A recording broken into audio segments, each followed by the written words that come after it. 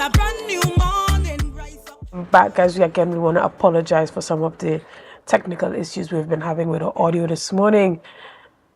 And so, political analyst Indira Rampersad, I'm hoping that now we can reconnect. Are you there?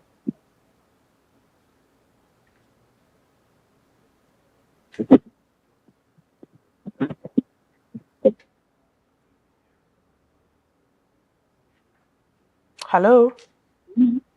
Hello, I can barely hear you. All right, I can hear you now.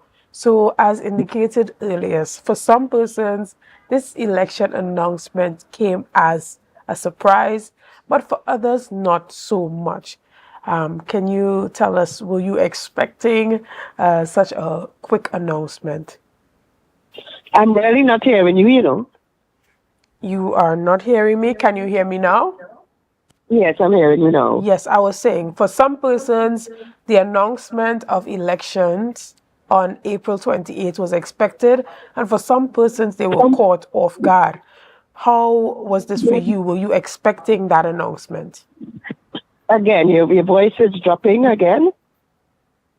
So, okay, I think I got the gist of the question. I am not surprised. I expected it to be April 28th.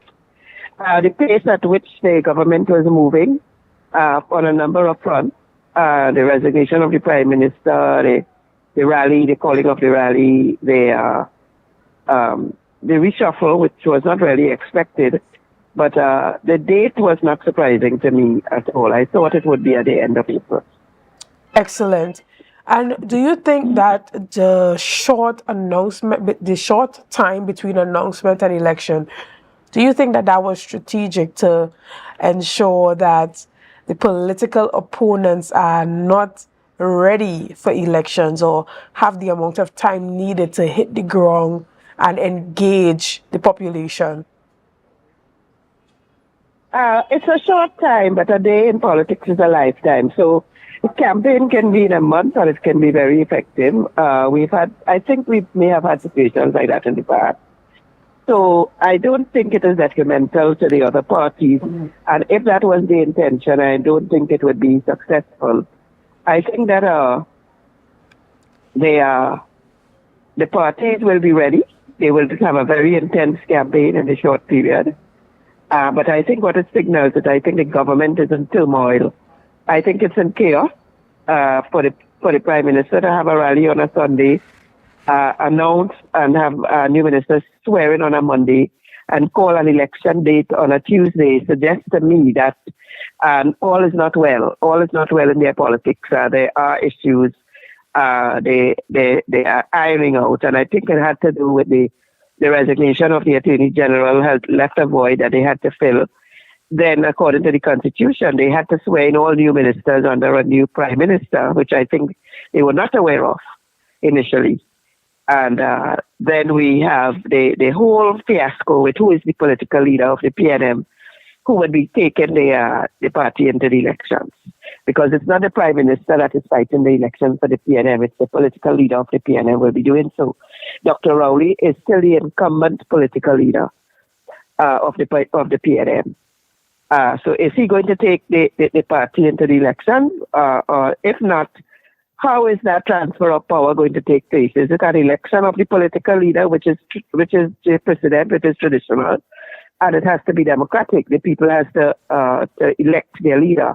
Or is it going to be through some selection on democratic process that someone is going to be anointed as political leader of the party?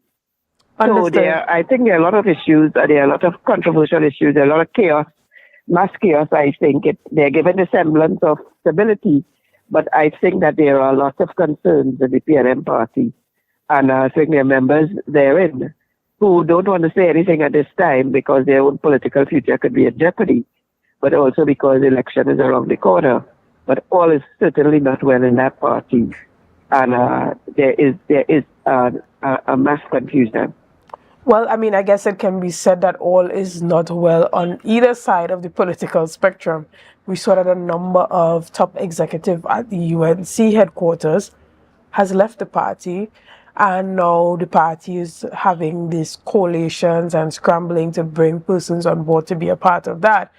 So do you think that it's just a overall reflection that all is not well politically in Trinidad and Tobago and not just in the PNM's camp? Well, how can all be well in Trinidad and Tobago politically? When after a spate of murders in December, the Prime Minister announces a state of emergency, then announced his resignation. Okay, and then we had signatures in Magdalena for and against the Prime Minister, the current Prime Minister, Stuart Young, 9/11. Then shortly after, we see them in Valley House signing and 21 signers in his favor, which suggests that all was not well. So the country is in shambles. Its economy is in shambles through mismanagement, I think. A refinery shutdown, foreign exchange shortage, a crisis in foreign exchange, I should say. The health sector in a mess. The property tax looming. The rising price of food and fuel and transportation and housing. The economy is on its side, we're running out of proportion, and we still have a high level of crime despite the state of emergency. So there are multiple issues to deal with. Unemployment amongst our youth rampant. So these are all issues that pertain to politics. You require good governance for these things to be in order, and there are repercussions. Even the UK visa restriction from the United Kingdom has to do with the fact that there's now such a high rate of crime in Trinidad and Tobago. And it's not just about the asylum seekers, it's now the perception of Trinidad and Tobago being a crime-ridden country. So they're being very careful of who they let in, and they don't want to have to deal with that tech at the airport in Gatwick or Heathrow, Gatwick. They want to deal with that in Trinidad before it comes there. So they're very careful with who they allow, hence the visa restriction. So the politics is in a mess, but I think it all has to do with mismanagement of the economy, mismanagement of the crime situation, the government poor performance in the last 10 years. Understood. And what do you think are some of the key issues that individuals would be voting on? Do you think that we can see a shift in voting patterns this time around, away from the usual PNM and UNC strongholds, or not much has happened significantly socially to change those patterns? Oh, I just identify a whole number of issues. So those very issues are going to play in the platform. And I think they will have an impact, particularly crime and the economy. I think they will have an impact that people are suffering to a high extent, both in Trinidad and Tobago. Tobago, I think, is feeling the pinch with the unemployment rate, even the tourism industry. But in Trinidad, our graduates are coming out without jobs. Many of them are going to be voters, and if they're unemployed, I think in this scenario, I'm not sure they are going to come out to vote. Or I'm not sure who they're going to vote for. So we don't have polls, so it's difficult to say how their voting will go. But what I can say is that there's a high level of disenchantment on a number of issues which I just identified, and I expect those issues to play out in the platform by the opposition forces, and they are going to try to get PNM votes that way. Right. And they may succeed. I think it will also happen in Tobago. Do you think that that is enough to allow for the third parties that have arisen, like the NTA and the Patriotic Front, to make significant headway in this general election? No, I don't think the third party has a major role to play. I don't think they ever did, except in 2007 when the COP got 148,000 votes. But no seats nonetheless, so they didn't make a dent. They had no representation in the parliament. So no, I do not see the third parties having any significant role in this election, as have always obtained in the past. Excellent. We want to thank you for giving us your views on that general election that has been announced for April 28th. I want to thank you for your time this morning. Viewers, we want to thank you for sticking with us this morning. We want to thank you for your likes, your shares, and your comments, and all that you have been doing to make Tobago Updates the #1 broadcaster here on the island of Tobago. Again, I am Shenell Felix, and I am wishing you all the best, but I'm going to just let you guys know that I'm heading off to vacation, so you may not see me for a short while.